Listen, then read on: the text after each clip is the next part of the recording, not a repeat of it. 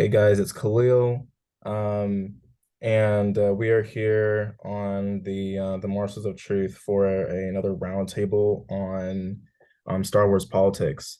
Um, you might have heard me in past episodes just referring to Star Wars with a lot of like political events and as they relate to things that happened in real life. Whether it comes from the reason why the Empire felt like they needed the Death Star or the fall of the Republic, that sort of thing. But right now we're going to have the opportunity to just go over Star Wars politics alone. And rather than use real life events to connect them to Star Wars, we're going to use Star Wars and connect it to real life events. So I have Luka here. He is actually, you know what? I'm gonna let you introduce yourself. All right. All right. Hi, I'm Luca. I'm a fellow Bison and I'm a poli-sci major. I am actually from Germany. I'm half German, half Ghanaian. But currently, I'm living in Spain, so that's why we have a bit of a time difference, but we are still able to manage. So thank you, Khalil, for having me, and I'm ready for some Star Wars politics. All right. So before Andor came out, the most recent and I'd say most interesting Star Wars show, before that, we had the six-parter Tales of the Jedi short series on Disney Plus. Hopefully, most people um, that come across this will have seen that six-parter because it was really interesting for fans to watch of Star Wars. But Luca and I, we saw some things in Tales of the Jedi, which went over like the timing, mostly the timing before the Empire, and looked at a lot more than other series did in the past of the turn of the dark side for Count Dooku. So we just want to look a little deeper at Count Dooku and how he turned to the dark side, but then also look at it through a political lens as well.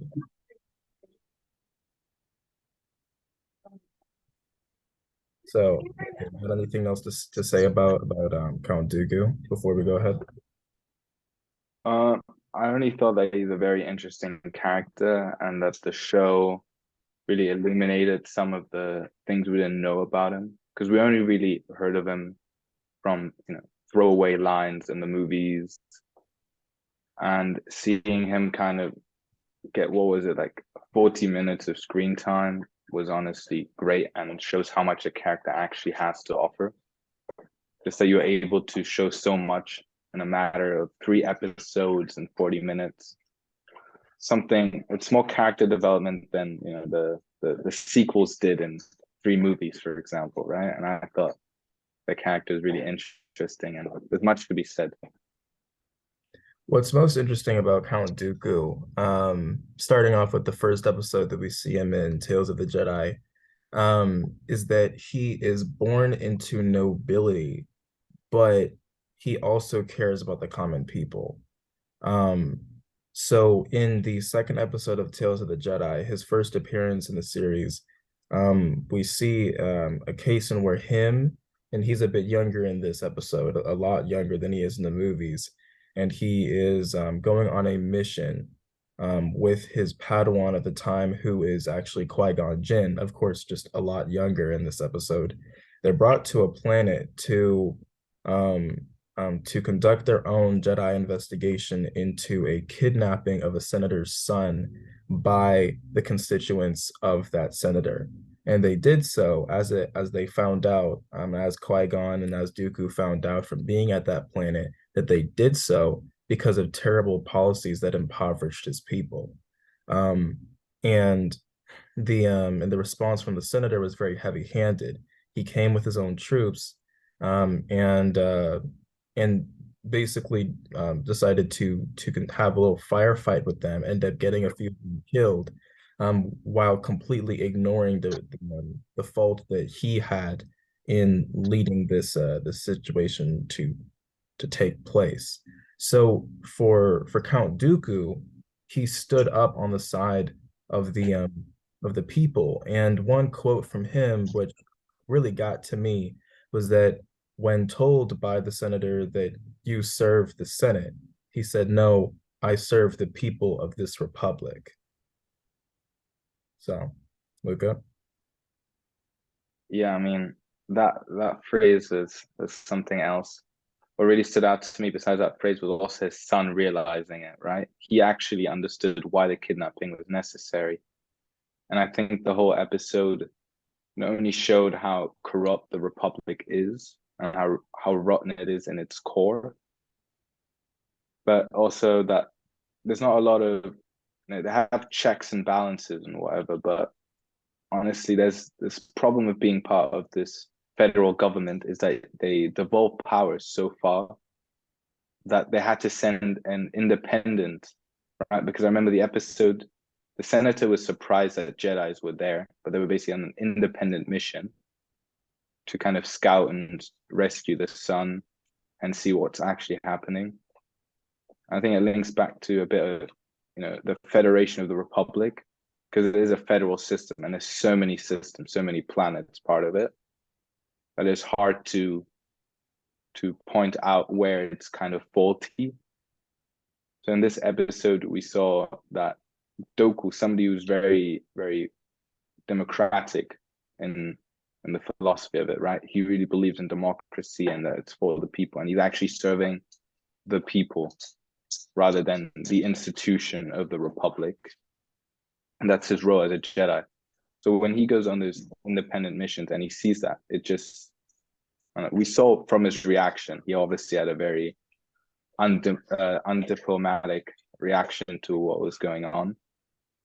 And he obviously thinks it's very wrong what's happening. He thinks it's you can see him losing faith not only in the Republic and the whole system of governance, but also in his role as a Jedi, a peacekeeper who can't keep any peace, basically, whose job is restricted by this body, the Senate, who is also not keeping peace. So this whole episode really to really summarize it, it shows how the Republic obviously is still, it's not perfect, far from perfect, but how the senators, how the system has allowed senators to actually take advantage of their own people and act in selfish motives, and that indeed the Republic actually, instead of promoting democracy, actually does the opposite and supporting this idea that not holding their representatives accountable.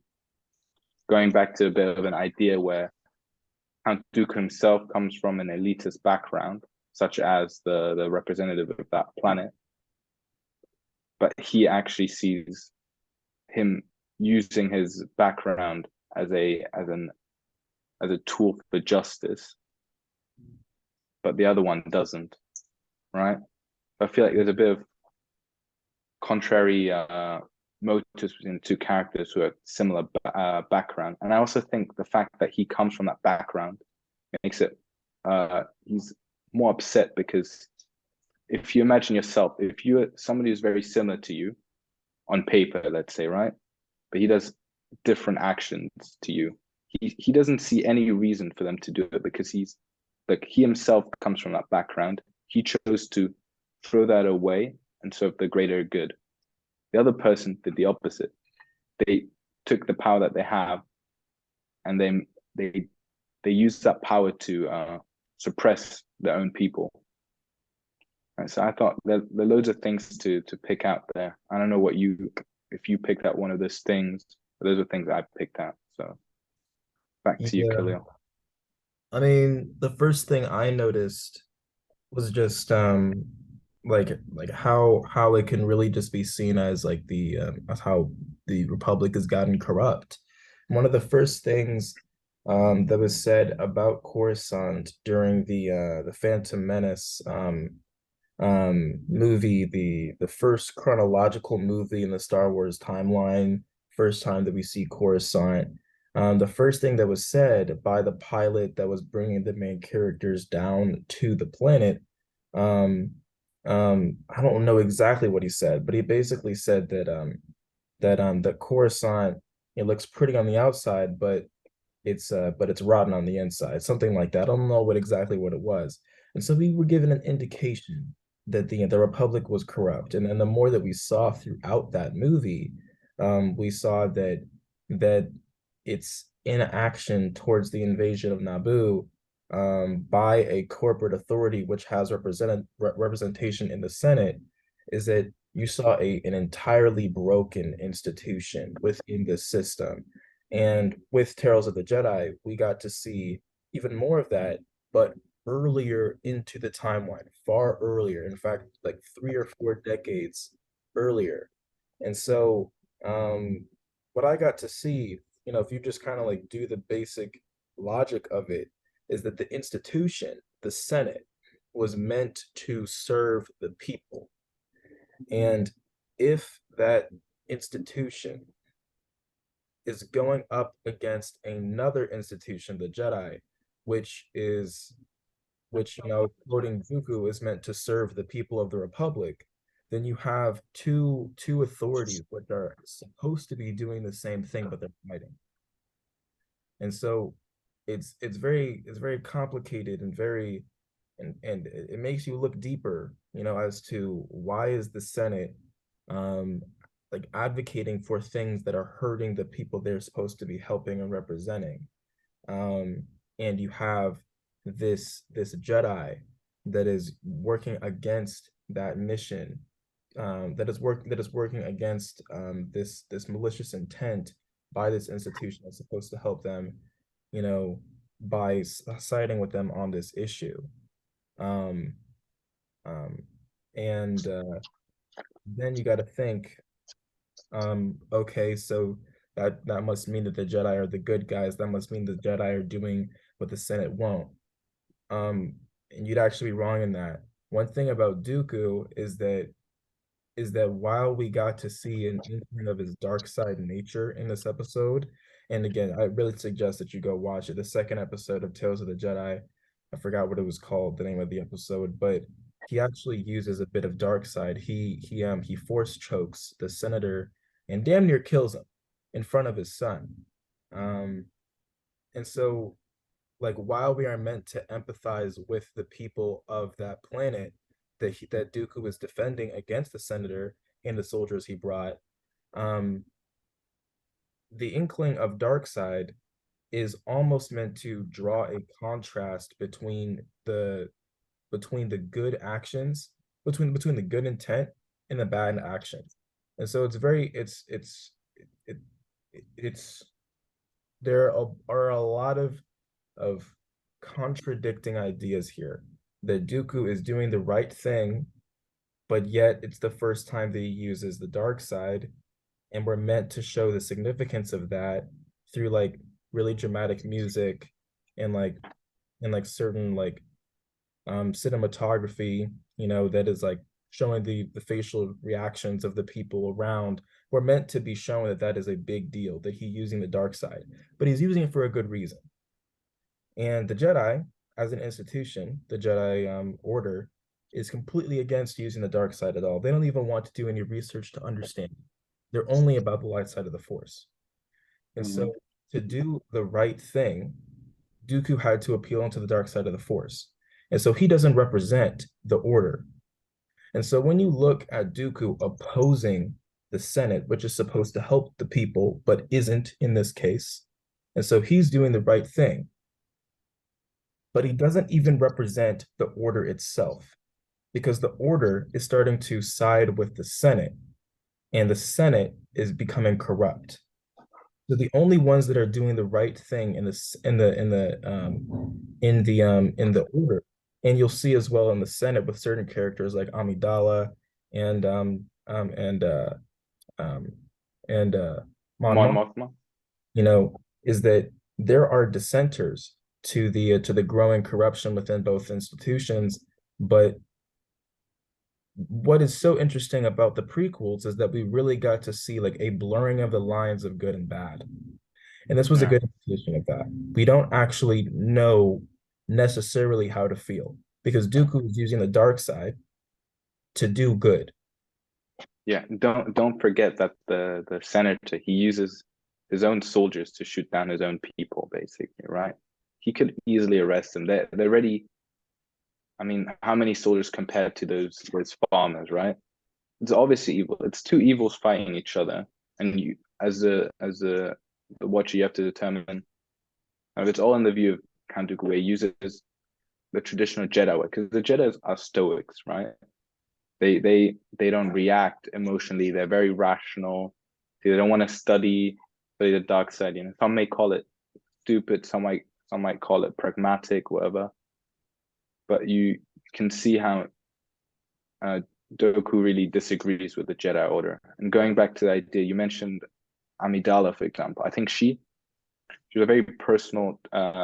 It's very personal to her that the Senate is corrupt, because even back in episode one, when they didn't do anything about the blockade, right?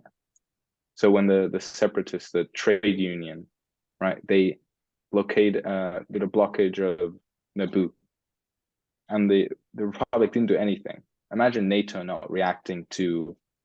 See, that's the whole controversy. If you imagine with the Poland nuke recently, right? Supposedly a Russian nuke flew over Poland, but it turned out to be there's a whole. But actually imagine Russia, for example, sending a nuke into Germany or France. What would the reaction of NATO be, right? They would have to act. Otherwise, it'd be ineffective, and there's no reason of being part of NATO if they're not going to defend you. The same way how Amidala felt kind of betrayed. That's why she did call for a new chancellor, right? Because she felt it's being ineffective once again. And of course, this was before all of this, but you can kind of see how this ineffectiveness of the Republic, you know, grows and it rots and it stinks, basically. Right. And that development into this episode, like you said, you can see it. And then several Jedi must ask themselves, am I actually peacekeeping? And Dooku is one of those extremists. He's ahead of his time, basically, right? He imagine him being part of the Jedi. I mean, he was part of the Jedi Order. He left after episode one, right? We see that in the latter episodes.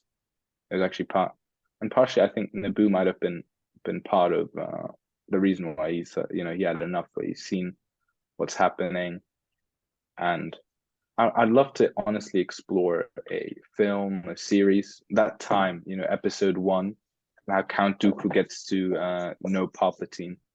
Obviously, Palpatine is a very young chancellor at the time, and there must be a lot more in effectiveness by the Republic to really determine. Because obviously, a big part of Dooku reaching size is Obi-Wan passing away. Not Obi-Wan, sorry, Qui-Gon Jinn. But before that, he was in cahoots with Palpatine. So there's a lot going on there, and obviously this ineffectiveness of the Republic comes to a climax when the Empire gets born, right? Where he turns the Republic in the first galactic empire, like Palpatine said. So yeah, back to you. Yeah. I'm just thinking about like the structural weaknesses of the Republic as well as the Jedi Order. Um, Mm-hmm. like just like really case examples and proof of of corruption, because the blockade of Naboo was definitely one of the first examples. That, and it was a very big example. You used NATO as a real life comparison, and I would actually somewhat agree. Yeah, because it's kind of like the Republic is a sort of, it would be the equivalent in our world of an alliance. EU maybe. It would be, yeah, kind of like the European Union, but it would it almost, it's a model for which I could imagine the UN operating, but then as an actual global government force.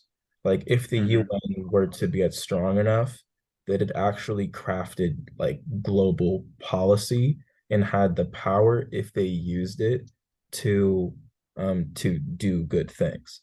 Only thing about the Republic, though, is that it was manipulated by a malicious force, and that malicious force was Palpatine. But um, but I when I think of the Republic, I do think like about a fictional model for how global governance is to operate. About how global peace is meant to be secured is that if one nation is attacked, then all would defend, very similar to the NATO Article 5 treaty. Um, and if, and as we saw with Naboo, being attacked by a member state, by a member of the Republic. But wait. Could I cut in real quick? Yeah. Because the interesting thing is the trade union is part of the republic, but it's actually not a planet technically. It's a union. It's between the bankers. You have different races in there, right? You can say different planets. It's a weird combination. Yeah, it's weird that they gave so much power to an economic. It's like Amazon or like the S&P 500. I don't know, something like that. Basically, having a seat in the UN and having decision making powers, basically absurd. But yeah, at the point. Sorry Yeah. for interrupting there. Yeah, I could see that just because it's yeah, like it is quite surprising that a corporate authority would even have a government seat itself. Hmm. There's a reason for that in Star Wars lore. And Yeah, I remember, I think it was because there was some I deep. think the part the credits, don't they? They're kind of the treasury of the republic in a sense, right? They organize trade agreements because obviously they need trade, and they organize trade. I'm pretty sure they monitor the currency because they have a shared currency, right? It's credit, similar to the whole eurozone idea. So obviously I think they're responsible for that part of the thing. So it makes sense that, but they should be separated really. And I think the separation of bodies in the Republic is something to be analyzed, right? Should the Jedi Order be a separate body? Because they should be independent, shouldn't they, as peacekeepers? Because their philosophy, they weren't founded through the Constitution of the Republic, right? That was the Senate.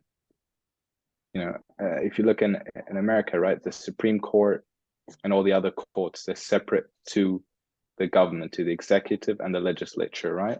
Supposed to be holding them accountable. Obviously, the Jedi's are no judges, but they're peacekeepers, and they're supposed to be one of those checks and balances in the system, right? They should be able to. I think Dooku would agree. Should be able to point out, look, this is injustice. Something has to be done. Because I have a weird theory, and that is that Dooku actually he went not on the Jedi Order's demand. He went there by himself because he thought something was fishy about this, right? Mm. Because he does that later on a bit. He goes off on his own without, against the Jedi Order's wishes. And he might have done that as well. Honestly, he thought, I know there's something fishy going on. Because when we first saw those episodes, I remember both of us saying that we were both wondering ourselves what gave them the authority to even go to that planet in the first place. Because the order is officially not part. It is not necessarily subject to the Senate rules. They are supposed to be independent. But the so what gave them the authority? We would assume that if it wasn't the Senate that gave them the authority to do so, which is, the common method of which that would be done. And if the Senate did send them over to the planet, then they would totally be aware of the senator and the troops that they brought to distinguish to Mm-hmm. prevent that uprising, to retrieve the child, whatever. Um, so they would be sending like two different forces. It'd be weird. I'm just saying if they were to send two Jedi as well as these loads of troops with that senator at the same time and both approving that. So we are led to Mm-hmm. assume that it wasn't the Senate that did that. So if it wasn't the Senate, it had to either be the council or Dooku did it himself. Yeah. Uh, and I don't think I the don't council think that let him do that. me neither. I don't think the council, he criticizes them so much as to, abiding by the Senate, being the puppets, the lapdog of the Senate.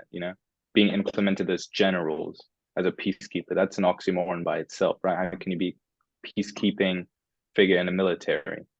And that doesn't make sense. They're Right. using the lightsabers as a weapon. It doesn't make sense. They're lucky that they're fighting droids, because imagine if those were actual, humans or clones even, right? So there's a lot to be asked and scrutinized there.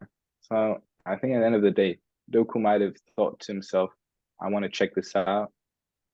And I don't think Qui-Gon Jinn, he's a Padawan by then. They don't come with, okay, fair enough, back then, the Republic didn't have an army. But yeah, I don't think a senator, or obviously they would have had a vote or something. I don't know if the chancellor can just send out an investigation. There must be a committee, something like that, to start an investigation into another senator. I don't think other senators, they're so sleazy, they would start an investigation on their own peer, basically, right? Right. And I mean, another thing that I find very, very weird, that separates the Republic from anything we really know, is that there aren't any parties, right? There aren't any parties. There's no philosophy. People are part of, because even in the UN, you have liberal democracies versus, undemocratic, lesser democratic. You still have the more Social. capitalist countries versus the more socialist ones, right? Right. So in Star Wars, you don't really have that. You obviously have the little group with Bail Organa, Mon Mothma, Amidala. That's later on. There's also, so it makes it easy to be manipulated, and it makes it harder to get votes through. But you got to ask yourself, those senators, how they operate. They obviously don't. Maybe that's part of the freedom as to why the Senate of that planet can just oppress his people, because who's going to hold them accountable? No one, if not Dooku going on the mission himself. You see, I was actually going to bring up something else, about the Republic delegating too much power to outside parties, but you actually bring up a good point. Before we get to that, just kind of looking at the fact that the Republic doesn't have any parties, because we would typically think that unity is best achieved in in a mode of government, in a government in where there's no parties. In America, Mm-hmm. George Washington did not support the idea of devolving into political parties because it would split the nation. Um, but then also having multiple political parties allows for the opportunity to express different opinions, and it makes people less likely to follow one mode of thinking. Um, so I don't know. I mean, like, would the Republic benefit from having a multi-party system, or keeping it the way that it was? Do you think that had a part to play in the Republic falling? Um, it's hard to say. I'll kind of devolve from that question, and I would say maybe they do have parties in the sense that they're racialized, right? Yeah. I think about it. The only prominent senators we get to know are humans, right? They're the ones. Padme always gets a speech, and I don't think all the chancellors we know of are humans. And I think there's something to be said, because you do have the separatists, which are a part. You can say they're maybe a party, the whole trade union. But they're mostly aliens, right? You can see Mhm. that divide. Obviously, that's just a little point. But back to your question, if that had part of the Republic falling, I think the Republic truly failed because, as in the real world, it was a bunch of elitists at some point. Because how representative is how do senators become senators, right? We only really explored Naboo, in the sense that we've seen how one senator gets voted in as chancellor, and then the princess becomes the new senator, and she gets to pick a person, Jar Jar Binks to be specific, to represent her when she's on leave, right? It's all a bit weird how the Republic really works. And I think it's back to the idea that in the end, it didn't represent the people. I didn't do a job. I think a lot of people, the average person who isn't part of the elitists, would scrutinize their own, their own senators. They would say that they're not doing a good job. Because from what we see, a lot of these countries, they are often like unfairly treated. The people are unfairly treated, right? So the fall of the Republic really has to do with this class divide, maybe even definitely that the Republic just failed the people at the end of the day. Like Dooku says, it's for the people. And the Republic does a continuous effort to not represent the people. So that's where I think the fault of the Republic is. It's its downfall.